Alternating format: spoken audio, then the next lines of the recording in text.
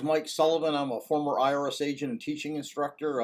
I'm a national tax expert in IRS tax resolution. Welcome to my YouTube channel.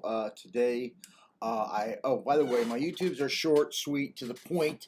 If you ever want to find out more or you want a subject I want to cover, just hit it in the comments. I review them once a week and I add new material every single week. Today, I want to talk to you about the most important thing if you owe back IRS tax debt in settling your tax debt. There is one thing that taxpayers do not know, and it is the single most important thing. When you go to settle a tax debt, get a payment agreement, or get put in a hardship, you must understand the IRS National Standards Initiative. What IRS does on a financial statement that you give them, a 433F or a 433A, which is their two kind of landmark bedrock financial statements you give them, IRS only allows certain number of expenses. They don't allow all your expenses. So when you call IRS, you're going to tell IRS your expenses and you're going to say, I can't pay. IRS does not accept that. IRS has what's called a national standard. And let me tell you the areas that IRS has a national standard in. They have them in for food and clothing. They're usually about $700, $720 a person. Housing and utilities, that's based by what the Department of Labor comes up with. You can go to the IRS National Standard for Housing and Utilities and find out what they allow in your county. Every county has them. They allow for vehicle ownership costs. They're usually about $500, $520 for the first car, somewhere around $400 for the second car, and then they allow operating costs, okay? Those are the national standards that you cannot really deviate from.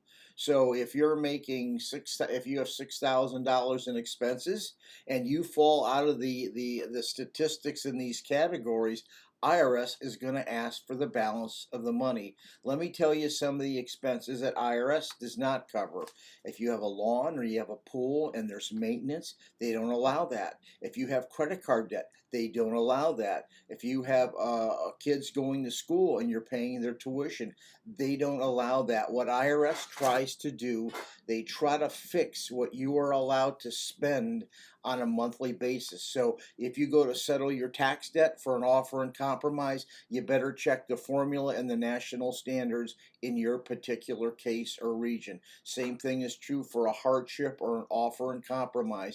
IRS already has prearranged expenses. IRS gives you flexibilities in the areas of mostly, and I will read them to you, the medical, obviously some life insurance, not a lot of life insurance, and some secured debt if they're secured before the IRS, or if you owe local and state taxes and you're making a payment.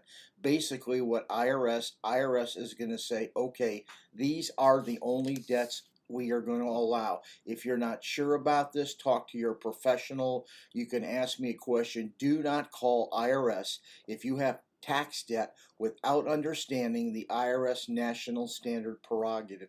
It'll be a bad hair day. If you like the information I'm giving you, please like or subscribe.